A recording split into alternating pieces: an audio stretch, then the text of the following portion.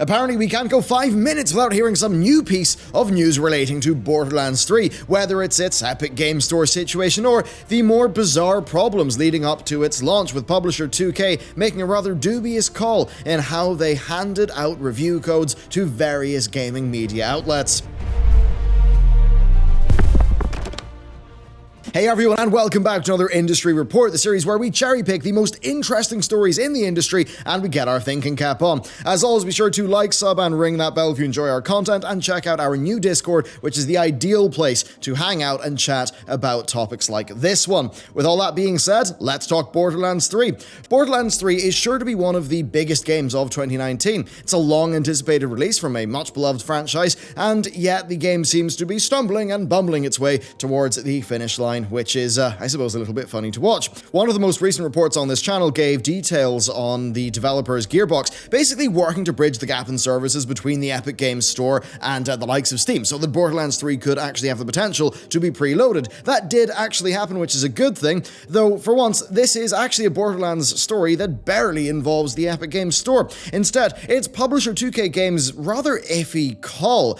This is presumably one that is out of review fear, and I'm sure it's no revelation to you when I say that gaming outlets who review games often receive, codes ahead of time. The typical situation is that, a review copy is just an advanced copy of the retail version of a game. Now, review copies, they can either be physical or digital, but either way, in preparation for their review, gaming websites like Polygon and IGN, they can expect to see the retail version of the game that you or I might buy, but a week or two earlier, so they can get a review done, ideally before launch, so that the consumers are informed.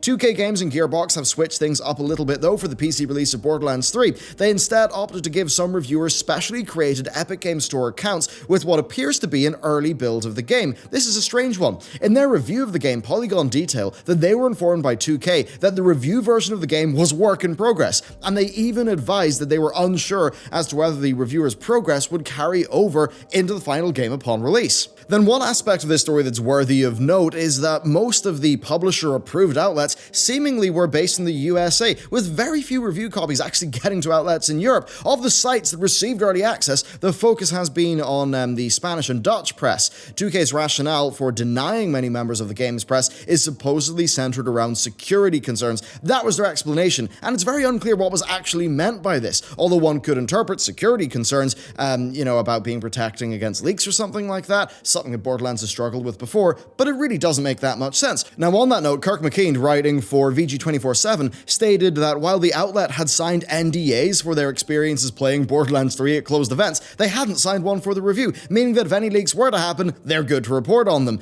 So that logic just doesn't really follow. It calls into question the idea of security concerns and merely implies that 2K only wanted a core group of outlets to get advanced access to the game. Now, that said, many other outlets did receive their keys on Thursday, one day before the game launched, and obviously not enough time to get a launch review ready. Polygon and some of the other 2K-approved gaming media outlets went on to report some rather severe technical issues, which in one instance caused one reviewer to lose 6 hours of gameplay. Then add on to that a worryingly widespread assortment of bugs and crashes, and the work-in-progress description of the review build seems very apt indeed.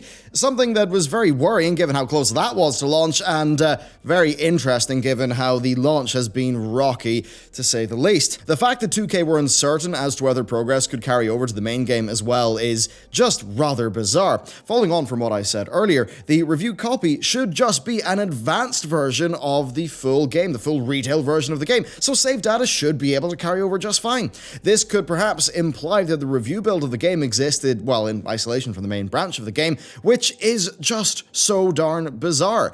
I mean, why would reviewers be reporting all these glitches and crashes? Like, first impressions count for a lot, especially in a review, and it's just odd that that's what they seeded out to reviewers, especially when given the timings, they obviously would have had their full retail version there, but as we're going to cover, there might be another angle to that. Now, you've also got to wonder if there's some sort of precedent being set going forward here. Not that we can ever forget, but Borderlands 3 is an Epic Games Store exclusive for the time being. Maybe this could be the kind of practice just ran for reviewing Epic Games Store exclusive games with the press accounts. As with so many things in this industry, it's easy to get carried away. Some outlets have called 2K's review process shady. It's conspiratorial language, yes, but dealing with the limited distribution of these copies, I can see why it's being used. The question does remain, though, as to why exactly early review copies of the game had been so far and few between. Well, one argument is that 2K wanted to limit the pool of reviewers to a favored few in order to ensure more enthusiastic, or at least lenient coverage. I mean, either way, a surprisingly small number of review copies got out there, and those reviews, the limited ones that were there, sure are to get high traffic, so those sites are definitely standing to gain from this. Now that said, part of 2K's motive is also called into question when, even some of the outlets who did receive copies reported issues with the game. The story about Polygon losing 6 hours of progress to a crash, that certainly is not going to fall in line with what a publisher would expect from a favored outlet. Although a counterpoint is that the game is still reviewing pretty well across those select outlets, so it's possible that Polygon were just one of the only ones who were taking the technical state into account when it came to their review. Perhaps a better way to think about the chosen outlets is less that they're favored and more that they're just not unfavored. Forbes' Paul Tassi reports that outlets such as Kotaku and Vice Gaming were among those in the US who did not receive advanced copies, and speculates that it may have been because of the outlet's previous coverage of 2K, Gearbox, or yes, even the big man Randy Pitchford himself. Then another outlet apparently outside of the 2K circle of trust is Giant Bomb, and speaking on their most recent Bombcast, Jeff Gersman cast some aspersions on the official 2K party line of security concerns. Gersman revealed that the 2K rep Giant Bomb spoke to said that their outlet was refused an advance copy based on sentiment of their E3 coverage, and that the team at Giant Bomb would be receiving a review copy closer to launch. Gersman speculated that this was a calculated move on 2K's part to micromanage reviews for good day one Metacritic, and then goes on to sarcastically wish them well on their 85 on day one. Of course, it's by no means a stretch of the imagination to consider that 2K, would be actively just avoiding giving out review copies to outlets who have written bad things about them in the past. Look, it's almost certainly what they're doing, but if that is their strategy, then God help whoever has to review the next NBA 2K game, because it has been a mess. Now that said, Jason Schreier later stated that Kotaku would be receiving a review code, but it would only be a day before the game's release, which is obviously not enough time to make an informative review. Now this seems to be the general case across the board. Borderlands 3 only has 23 reviews on Metacritic at launch with an average score of 85, so there you go, Gersman was right. And I suppose we'll just have to wait and see if that score drops as more reviews come out for the other outlets, but certainly it's going to be too late to impact day one launch sales. Now, as weird as this whole approach sounds, it's not without precedent. Like, do you remember Steam press accounts? They were essentially the same thing in that gaming media outlets would get a press account for Steam, and that would hold copies of games for review. Now, this was a measure taken by Valve to ensure that only one account was operating for each outlet, as opposed to every single writer having their own account, which they could take with them if they moved jobs.